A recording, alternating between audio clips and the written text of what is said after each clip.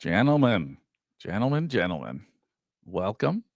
Episode 39, Pickers Market Podcast. What's going on? Wow, that's a lot. I thought they'd cancel this by 5. First time caller, long time listener. I'm excited to be here. Maybe that's why Bilu is here. Right, exactly. Yeah.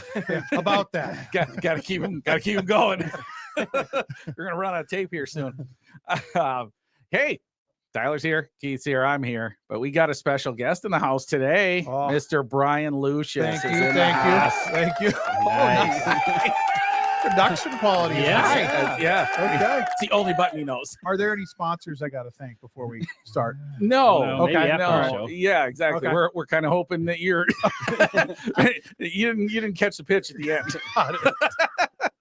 Thanks for having me on, though. I'm excited for it. Thank you for coming on. Bilu, as everyone calls you, I guess that's probably going to be the best way to go now. For those that actually listen and don't know who you are, why don't you give us a rundown of your job title, what you do here? Yeah, sure. Title is Chief Distribution Officer. So I spend That's a cool title. It is. You win title award of the day. I grew up in this business selling. And so, I mean, I was on the phones. I started off recruiting and making hundreds of phone calls a day. We've been in sales and marketing probably my entire life for it. So I still focus a lot on sales, marketing, and really working with our advisors on what are they doing? How can we help them? What's really happening out there? I keep very close tabs on the industry in general, but also try to stay from the advisor point of view as much as possible, and then work with our sales teams, marketing teams on what the messages are, what we're putting out. Love it. Awesome. Yeah. Just you're our second, external guest, if you will. And Okay. Jay Guerin was our first, and he had like How'd he 12 do? titles. Yeah. So it was like, he was like 35 minutes in. I was like, Jay, we got to get going here. We got other things to do besides your 44th And title. did Jay do good? Will he get a repeat, invite Oh, Jay's back? coming back. Okay. He all right, crushed it. all Yeah, right, all right. So yeah. the bar Jay is killed it. high. Yeah, the bar is high, Okay. but I got a feeling you're going to leap right I'm over ready. that bad I'm boy. What are we talking about today? We are going to talk about our hot button topic. Okay. Is I got to do my really, really, really fake Texas accents. We did some learning, y'all. Wow. Yeah, that was the worst. That was the worst one. Don't ever ask me to do that again. I noticed in the notes I put 2024. I still don't know it's a new year. Apparently, that's cool to me. 2025 Gradient Summit was in the books. We held it in Austin, Texas, which is why I had that horrible accent. The weather, Bilu, Tyler, you were there. Keith, you've gone before, but you weren't on this one. The weather didn't feel like Texas. Am I mistaken there? It's better than Minnesota. Yeah. It's better than Minnesota. I had a lot of people ask that. They're like, is it cold outside? I'm like, well, it depends where you're coming from. When I left, it was 0 degrees. So when I went outside, it was nice out. But some of our, Florida folks, Cali, the yeah. blood's a little thinner, Yeah. than ours is. So yeah, it could have been cold, or in my case, it was nice outside. Well, on that Thursday morning, I went for a little walk, and I was just in shorts and a t-shirt because that's really all I had. Yeah. It was a little brisk. Yeah, it was. I was like, I it can't was be out on the here for south too side long. of shorts and t-shirts. Yeah, for that would sure. have been me. Yeah. That's one of the few times you'd catch me running. Would have been if I were out there in that. But yeah, everybody in the airport when we came and flew in, we saw a bunch of people that we knew. They were all sitting inside. I'm like, what are we doing here? I was like, especially the Minnesota contingent. Why are you sitting inside when you can be outside here? Because we go back here and it was minus 14 yesterday. Yeah, yesterday, what was the real temperature? Was minus 18 or 19, and I don't even know what the wind chill For sure. got to. Once you get past minus 5, can we just say it's horrendous or disgusting I don't know, and just man. go from that? That negative 30, negative 40 is So real, dude. That's an eye opener. When you breathe in your nose and it sticks for a quarter second, that's when you know it's cold. And your eyes you can't open because of the frost on it. That's so terrible. So terrible. All right, Bilu, why don't you tell us why don't you give just you've obviously been with Summits a long time. We've run those a long time. Can you kind of walk us through just, what we're kind of looking for and the biggest takeaways that you had there? Sure. Yeah. I mean, I love the summit. It's a time to get together with all of our advisors. We celebrate the year we just had. We get excited about the year we're about to have. We launch, new programs, new systems. We have obviously great speakers. We had Jerry Rice, obviously you guys know the GOAT. Yeah, the GOAT. I got to talk about that later. All right, we'll come back to that. Maybe you disagree that he's the No, GOAT? Is that where no, you're absolutely going? All right, not. because that's not I really have, up for I discussion. have to give our speaker a little bit of a guff from there that was on stage with Mr. Rice. You might as well bring it up Okay. now. I'm just going to do Okay. it. So Chad Russler, phenomenal guy. I'm going to get that out in advance. Made a little flub that he's literally never going to live down for the rest of his life. Right. Yep. At the exit. Thank you for coming, Jerry Jones. Well, Wow. And that it just landed like a rock in the joint. And Chad said, he was talking about the Cowboys. Yeah. Talking about the Cowboys. So I had Cowboys on my mind. And then at the end, they were doing Q&A and he stood up. And Chad's like, I got kind of flustered because I didn't know why he was standing up. Like we hadn't kind of wrapped it, but he stood up and, he's Jerry Rice, a huge personality. So he stood up, and so Chad's like, I just got kind of flustered, and I don't know why, but Jerry Jones fell in love.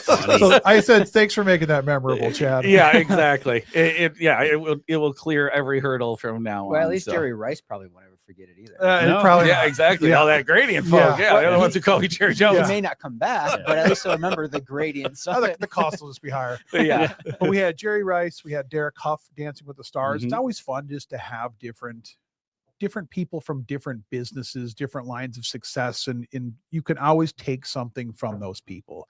I mean, Jerry Rice, hands down, that guy's work ethic. Yeah, he talked about the hill ridiculous. they run, and he said the hill's 2 miles or whatever long.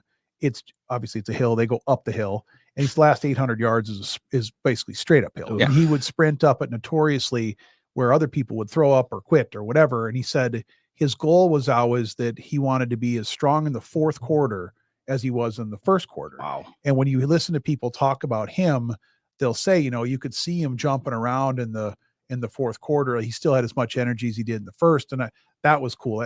Nobody outworked Jerry Rice. Yeah. Which was a cool message. And then we obviously had Jeremy Miner, the sales coach, and Dr. Michelle Rosen, great speakers. But, I think the biggest takeaways from what Gradient was talking about or what we launched there was just the overall message of we want to help advisors achieve whatever their definition of success is in their practice. And that goes from, Meraki and the private equity group we're starting. That goes from the different tiers we have for advisors and what they're trying to build, new marketing systems.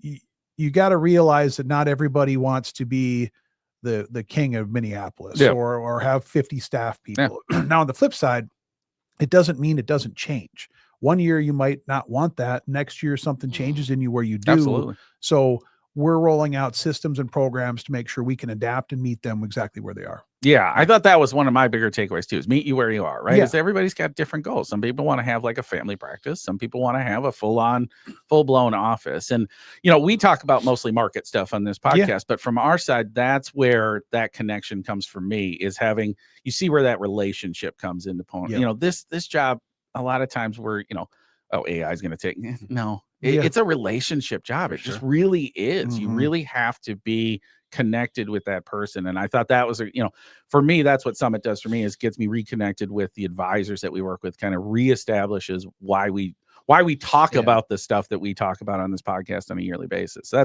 that's my quick takeaway. Agreed. You know what else I thought was a really cool deal? The drone show. That was awesome.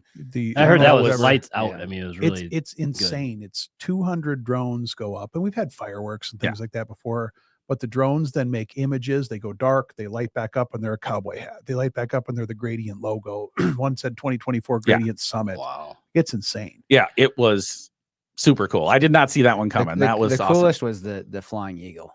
The wings are moving. The wings are moving. It's insane. Yeah. So that was a first for me. Did I hear one of them went down or something like that? And all of a sudden, boom, next thing. I got to imagine that if 200 go up, 10 of them don't make it back. Exactly. 200 of you are going out. So 190 you're making it back. That's crazy. And they said more drones have stepped right in. You couldn't even tell. Yeah, one fills that spot. Or however that works is, I mean, it's from some certain vantage point. It's unbelievable whoever does that and how that works. Yeah, and some of almost look like 3D, some of them as they were spinning. I'm like, what? That's crazy. Yeah, so that was cool. Tyler, this was I'm going to keep the bad Texas things going. This was your first rodeo to a summit. Oh boy. I know. Just shoot me now. I try to keep the theme going a little bit and have my yeehaw over there. Look at you. On, yeah. Cowboy boots too. I gotta buy some. What did you see that kind of struck a chord with you? I think it was just the relationship thing. You know, I only get to see our advisors at Elite Advisor Forum, right? Yeah. So it's once a year that I really get to see the, you know, a good portion of the advisors. So it was nice to kind of be able to see them again and kind of build on the relationship that I've been fortunate to build over the last 6 years at EAF. But I think my favorite part, quite honestly, was the award ceremony. Okay. You know, you go into a lot of award ceremonies and you're like, oh boy, we're just going to see people walk across the stage and take some pictures. But it was the fact that how excited all of them were to get those awards and see the other advisors be excited for them. Yeah. Was actually a really cool experience for me, and seeing that camaraderie. Cause a lot of times maybe you hear some advisors, you don't necessarily, you're competing, right? And so you might not feel as much gratitude or excitement for somebody that's getting the award and you didn't, but seeing that camaraderie between all of our advisors, because most of them are one-man shops or one-women shops. Now, some of them have others in there, but I mean, they're kind of out on their own for the most part. So to see everybody come together like that and be excited for everybody, for the accomplishments that they had for last year was fantastic. Yeah, it's super fun. It's super fun from the side of just, them all getting together. And like you said, the crowd is just as excited as the people on stage. And then, you know, obviously we usually have themes, and some people dress up and some people dress up a lot. And that's always fun too. You know, Al out of Michigan, I think, took the prize. Al does it well. Gary out of Michigan steps it up. Cole steps it up. Definitely. Yeah. So that is fun part of that too. Yeah. Mr. Gangl, I know you weren't there, but you've been to many summits in the past. Yeah. What sticks out as a memory to you? I would have to echo what Tyler just said. I think it's a relationship. You know, it's usually 200 plus advisors there, and it's great to see them out in that setting. It's educational. There's great speakers. And then on top of that, you get to hang out at night, you know, some different venue. Every night's a different costume or theme. And one of the years I went a couple years ago was in California. So it was on the ocean, and that was a nice carnival. It was fantastic. I thought, you know, again, you get to meet, you know, I go to a lot of different advisor events and you meet their clients, but it's fun to see that made together and, you know, interacting and how they have relationships with each other and how our relationship works with them. So that's the best part for me, just building on that relationship we have with them. Love it. Love it. Well, we have one missing today. Lisa couldn't make it. She's feeling a little under the weather, but she was there. So I asked her for her thoughts, and she said very simply, her fave time was her time spent with the lady bosses. Oh, yeah. Yeah. That, you know, for them, it's that same thing. It's that camaraderie, is that a lot of times they feel a little disconnected, right? Is that you're in an island a little bit, for lack of a better term, and then they can get together and have a good time together, learn from each other, and have a drink or two. And it's phenomenal. So she said that was by far her favorite time too. Yeah. Good stuff. Good stuff. Well, we wrapped up another phenomenal summit, but now we're going to talk about let's talk a little market stuff. All right. I noticed that because I'm here, the market must have caught wind I was showing up. It got a little lift in it today. Big green. Okay. Yeah. So this is the Belu. This is the Belu bump. The Belu bump. All right. I'll take the Belu bump any day of the week. He's on next week. Let's schedule him every week. So our first guest, we called it the Garen Grill. Because he was grilling us. Okay. Again, I have bad jokes all day long. Yeah. I can go all day. Now we're strolling down. Now we're strolling down Lucius Lane, because we do this unscripted. I just want to know, you know, people know you're in this business. Yeah. A lot of times I still get called a broker. I don't know what a broker even is at this point anymore, but I still get called that. Yeah. But I do have friends who ask me about things. They know you're in the general vicinity. They know, stocks something about money. That's usually what I get. Stuff. You deal with money. I was like, yes. Let's go with that. So when you're sitting around the table, the proverbial table with your friends, what are they talking about the most with regard to their money, what they're hearing? Like, what are the things you hear most about? I get a lot of questions on politics and markets and what it's going to do and how's it going to affect, you know, Trump's administration. How's that going to change things or affect, or what do you think is going to happen this year? It's more general questions on what's the market going to do. Yeah. Which is always an easy answer, right? Yeah. It's a lot less specific on what to invest in, things like that. It's just general. How do I think that could maybe that's just because it's the hot topic now. Yeah. But how does that play into the market? I can tell you from somewhat experience of that is that it generally is the first topic amongst most, even during, you know, I would say even during quote unquote off times. Yeah. you know, it's always like, how does politics influence what we do? Yes. I think that's usually what they want to know. And usually, depending on who you're talking to, could be a very different argument, right? Yes. And so, you know, from our side, you know, Tyler, kind of you know, when you think about, when you get that question, is like, let's start with tariffs, because I think that's probably number one of, you know, the question that we're one of the right now. Headlines. One of the Headlines, headlines. yeah. The newsprint. You know, I'm gonna be the person that is asking the question. You know, what are tariffs? What is that going to do for my portfolio? What is that going to do for us? Well, how would you answer that? Well, so it's funny because you get asked the politics question all the time, and usually when it's with my friends and they'll ask that, I'll just say doesn't matter. Yeah, that way I just shut the conversation down. Just be Can we talk done about with it. something else? Yeah. They shake their head and walk away like, that's well, what's yeah, getting me. thanks for the value add there, Yeah, sir. exactly. It's like, what are you doing at your job? But I think as far as like tariffs, I think it's going to affect every industry very differently, right? And that's where the stock pickers market can come into play, right? Tyler wins the bingo card there. But I think when you think of the market from a more general perspective, politics is going to have very little impact on the trajectory of the market over time, right? If we're looking at long-term economic trends, long-term corporate fundamentals, yeah, Trump might say we're going to slap a 25% tariff on Mexico and use that as a negotiating thing for maybe border security, whatever it is. But we also don't know if it's going through. We don't know what his actual plans are going to be. We don't know the carve outs of the tariffs and what impacts that's going to have. So there's just so much that goes on with tariffs and I think politics and positioning in general and what they put out to the media too. So I think I always just try to separate your politics from your portfolios. We say that all the time on our team. And I think that's the most important thing to go by if you're just going to invest in the market. Yeah. Right. If you're going to pick a specific stock, Right. you probably want to understand how something's going to affect it. But most people are just investing in a broader, diversified portfolio. And so, you know, the one tariff on this good that's going to impact these three companies, it's probably not going to impact your portfolio. Yeah. From my side, it's always good luck predicting it. I mean, at the end of the day, you can, I always say you can predict exactly who's going to win an election. You can predict exactly what they're going to do. What you can't predict is how the market's going to react to it. Right. Even if you're right about those first two, you may be very wrong about number three. And what are you going to do about it anyway? That's exactly right. Let's say tariffs are going to impact. First off, do you know what a tariff is? Yeah. Well, not really. Not really. I hear it. Yeah. But they sound bad. Yeah. Exactly right. Gangl, what's the other thing, if you were to say from the politics perspective, like what are the things that you're probably hearing the most from when you're going out on the street?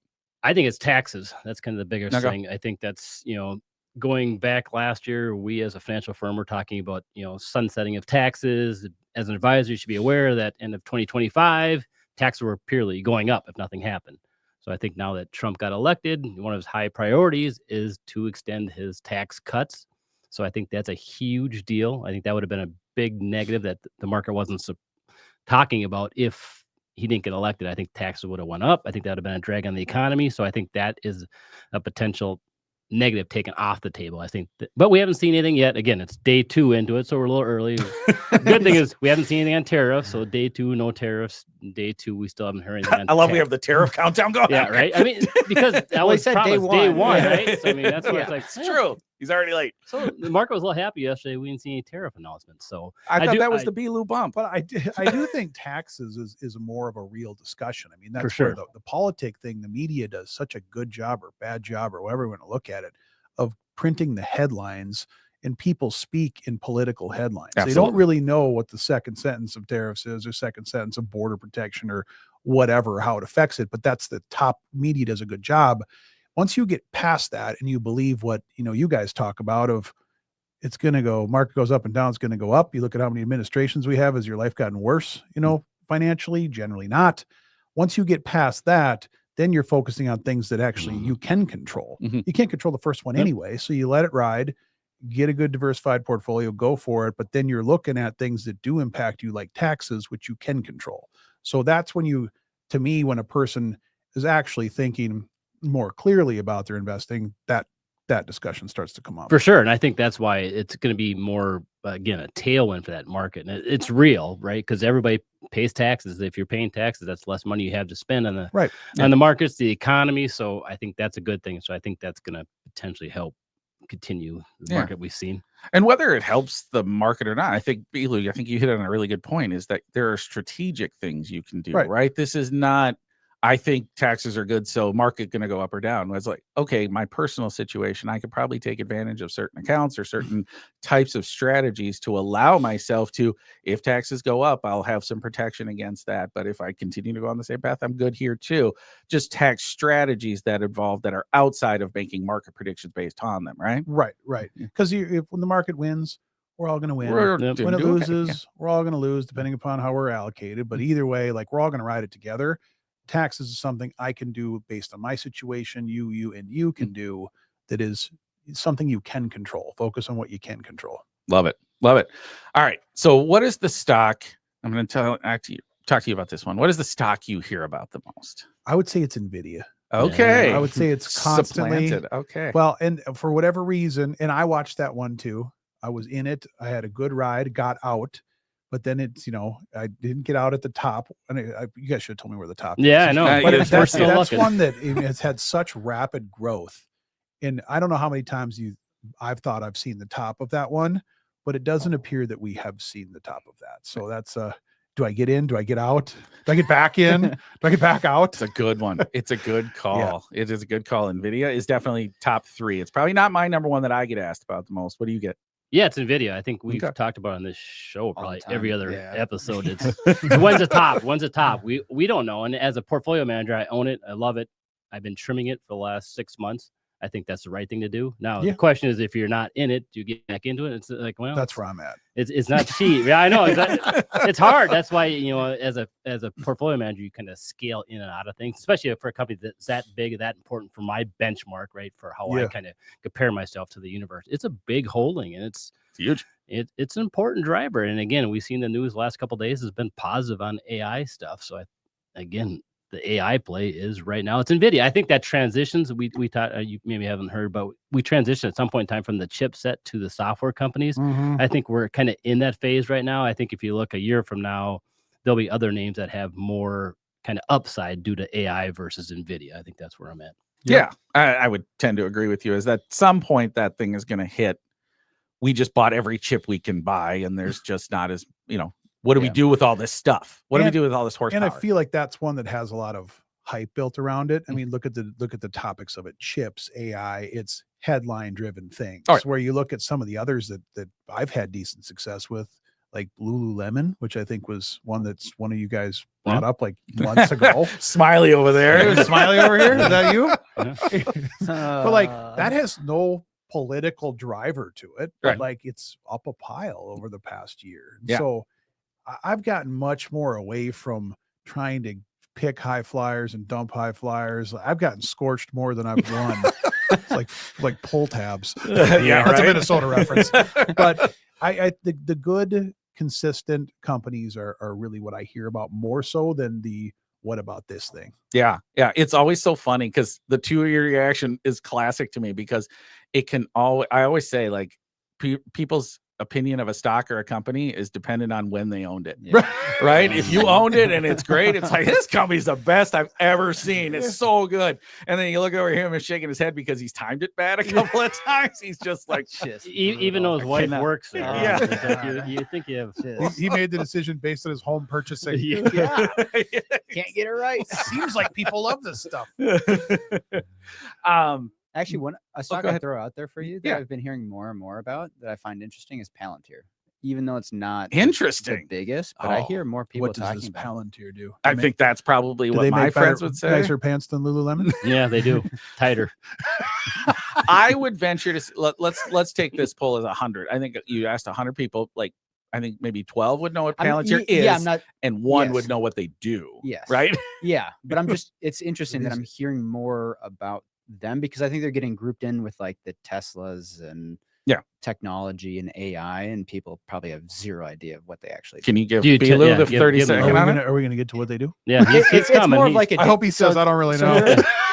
They're a data aggregation company that does defense contracting. Okay. So they'll be able to basically pull traffic data. They used to be black box kind of op stuff, Yeah. kind of never knew what they did. Still are. Still are. But I think like Peter Thiel is one of the big backers of it. But basically, you want to know where this person is, they'll be able to tell you real time based on traffic data, card data, cell phone data. Like I do believe one of their products is called Gotham, which I love. But Well, you should watch a Batman. video on Gotham and like they'll show you how it's a play on and, AI and kind of tracking people and kind of that black ops military thing. Yes. Now it's got commercial applications, and that's why everybody loves it. And the stock was up, I don't know what, tenfold last year or something like that. That's crazy, and that's why Tyler's in love with it. All right. Company that must have been on the right side of that one. Yeah, exactly, right? Company that uses what I would say uses some of that horsepower that NVIDIA has been building, right? Cool. And probably use it in very clandestine ways in certain regards, but has some applications to it. I'm gonna quick go. Tesla is still the number one, I guess, and it's honestly not even Tesla. It's Elon. It's Tesla through Elon Musk. That's their conduit into. They want to talk about Elon. They don't necessarily want to talk about what the deliveries look like for the Teslas anymore. They want to talk about how that everything else that Tesla is supposedly involved with is going to be the next big thing. That's what I get a lot of. So that's a funny story. So I was having an argument with one of my friends the other day, talking about Tesla and their revenue, and they invest in Tesla because they want the exposure to SpaceX, exactly right, XAI, all of Elon's conglomerate companies. And I was like, well, you realize that none of that revenue comes to Tesla. And he was like, no, it does. I know. And I was like, they report 4 segments on their revenue. And I went through, and the last one is other. And he's like, yeah, other. And I'm like, you realize that other is about 2% of their revenue, and it does not include SpaceX and all of the other companies. So we had an argument about that. I don't know that there's a lot of revenue in some of those other companies either. Doesn't need to be.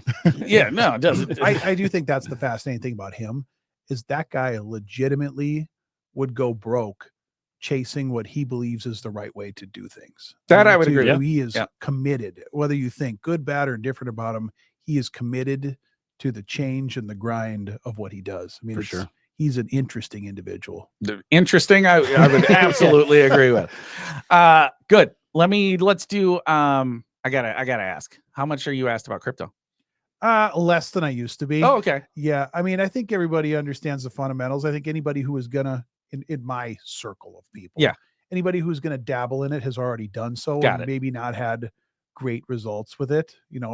It's so speculative for me. I mean, you go back to talking about fundamentals and company or corporate earnings, all those things. Like, I don't see any of that in crypto. I miss the fundamentals. You're not missing anything. Okay, it doesn't no. You're on so it. I just feel like it's one of those things where if you want to mess around with it, feel free. I'd hate to relate it to sports gambling, but kind of like that of you're just making a bet. Straight speculation. Yeah. Straight speculation. If you want to do that with your, a little extra fun money at the end of the month, great, but I wouldn't bet your lunch money on it. There you go. Well said. What about you, Gangl? You get that? Does that come up in your conversations? Not so much. No, it's like you said. The Elk River crew isn't Bitcoining it up. It's more hillbilly stuff. Guns and things like that. Well, there's got to be a crypto for them at some point here. I mean, we're getting enough coins that there's got to be you hear about farm equipment coin. Yeah. Dogecoin, the Trump, stock, stuff like that. Yeah. You're kind of more just kind of one-off situations, but no. I'm kind of, I would agree with you. Is that most people don't, and maybe it's my attitude around it that kind of eliminates it most, because I don't know that space that well. I'll be completely honest. I know enough to be dangerous, and that's about it. From my side, that's where I was like, I think I'm exactly. It's like, hey, you want to give it a shot? You could be up 50, you could be down 50, right? I think that's what you have to go into. 50%, not dollars. Well, I mean, depends on how much you're putting in.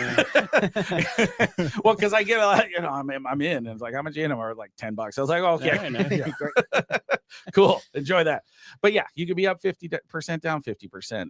If you're okay with that, and you want to take a shot, be my guest. As you said, don't spend your real money on it. I would say spend the stuff you're willing to have that level of fluctuation with. Tyler, what do you think? I get a lot more just because the portfolio And that you're I younger run. too. And Yeah. so, I mean, Summit, younger probably fans. 70% of my conversation was about Bitcoin, our digital discovery portfolio, performance of it, that kind of stuff. So I get it a lot more than you guys probably do. Yeah. So I would say I'm relatively well versed in the space. I know others are much more curious about it than I am. Probably know a hell of a lot more about it than I do, which is fine. But our portfolio does more about companies that are investing in it than the actual coin. So I know more about that side, but yeah, I get asked about it. I like how he slipped in digital discovery. You see that? Yeah. Guys, he's a product placement guy, He's Oh. constantly wearing the logos, and he's good. NASCAR on his back. Yeah. All right, I'm flipping this. Let's do the spaghetti wall to kind of end it here. Let's have a little fun. Let's talk about, we just talked about Tesla, so let's talk about electric vehicles, but let's talk about it around our own opinions. So this is the opinions of this group alone here. Let's start with EVs. Would you own one? Do you own one now? I think that's no among this group, but let me make sure. Bilu, do you have one? No. Okay. Would you own one? Bilu, you start. No.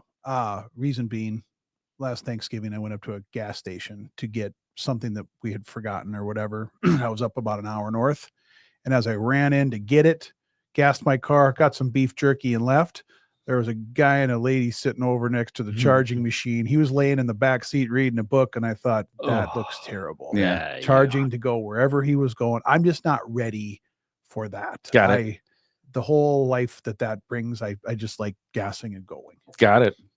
I like he needs a burrito. I like a little rumble in my engine. It's like call it old school, but did you see that? I can't remember whose it is right now is creating the noise via software. It's not the same. It's not going to be. Your car's not shaking. Yeah, it doesn't start. You have that. No. You're okay. You're a no now, and you're a no in the future. Yeah. Okay. I'm kind of the same. My family lives up north, so it's a 6-hour drive to International Falls. Yep. I don't think there's a charging station within 4 hours of International Falls, Minnesota right now.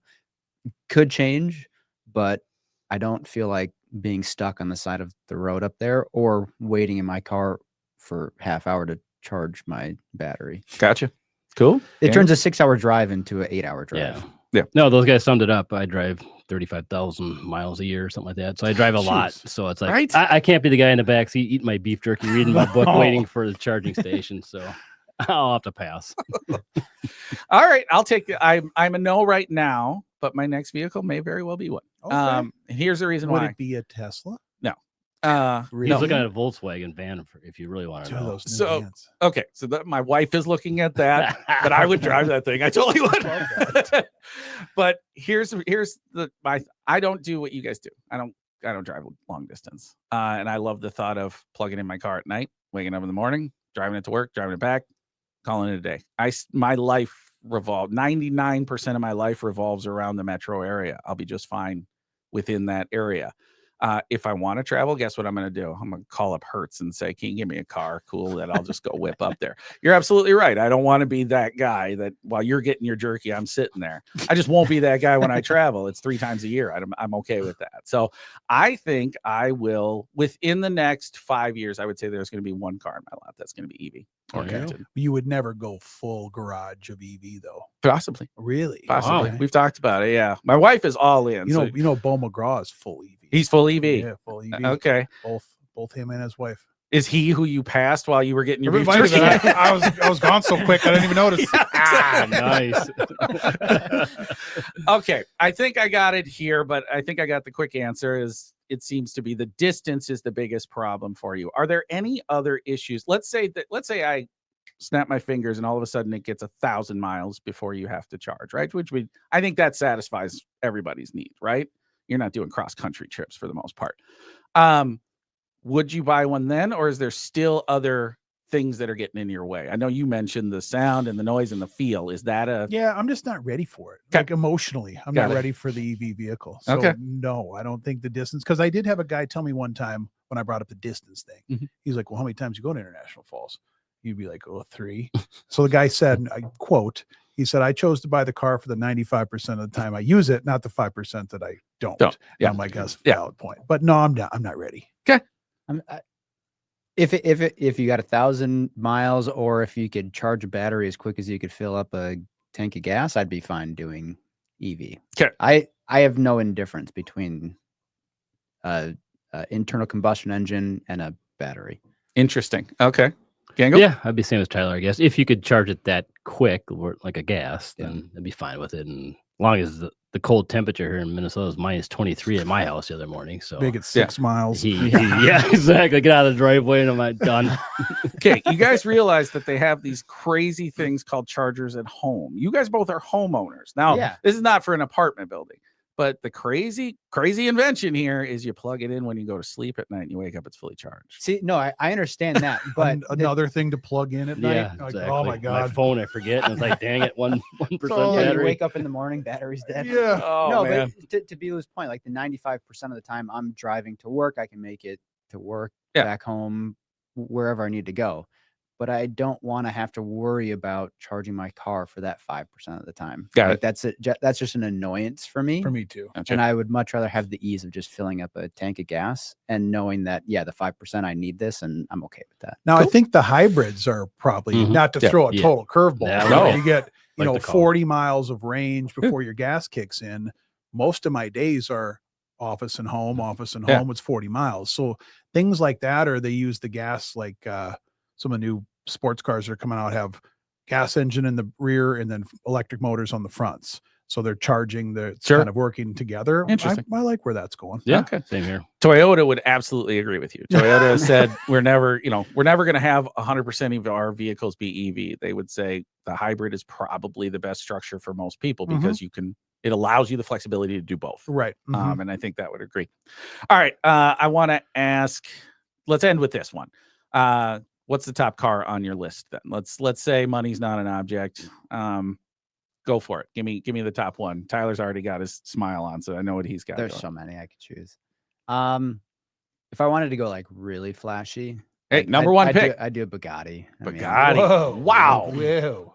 Right. Whoa. I mean, I why did not see that. Money's no object. Yeah. Money's no Money would have to object. be no object. Yeah. Wow. I didn't see Tyler with the gold chains and No. the Bugatti, Yeah. the I pinky love ring. that. This is what I'm picturing. That's a high ender. I'd probably go, not for a long time in my life, but Lamborghini. Okay. So a Lamborghini Aventador. Okay. And I realize that says something about the guy who's driving that. Like, you're making a statement with that It's car. fine. I'd go there. And you're okay with the statement it's making? I'd be about 3 years in one of those. It'd be great. Now, getting in and out of it, I imagine probably wears on a guy. Yeah, But exactly. My hip replacement surgery the 4th year would be enough for me to I'd stay go out of that. Gango? Maybe a Ferrari. I'm not a huge car guy. The one that I have like forever, since that's more affordable luxury, is Belu's vehicle, is a Corvette. That's been just a solid American-made great car. I love the Corvette. Interesting. Give me a quick. What's the top end truck? Like, what's the truck? Because you're a truck guy. Yeah, I'm a truck guy, but I'm just a basic. Okay. Just give me whatever. You're not going gonna give- I'm not like a Ford Raptor. That's what I was wondering. It's $300,000 like, type okay, of- yeah. you Okay. spend $300,000 on a truck? Yeah, some people do. Not me. Oh my God. That's possible. It's a hell of a truck. I'll close with this Aston Martin Vanquish. That's Very James Bond of you. exactly. They say that others like Ferraris, Lamborghinis, those are fighter jets, and Aston Martin is a Learjet. There you go. They say. There you go. I can't beat that. So we're going to No, end on yeah. that, gentlemen. All right. Tune in next week. Like and subscribe. Thank you very much. Thanks for Take having me, care. guys.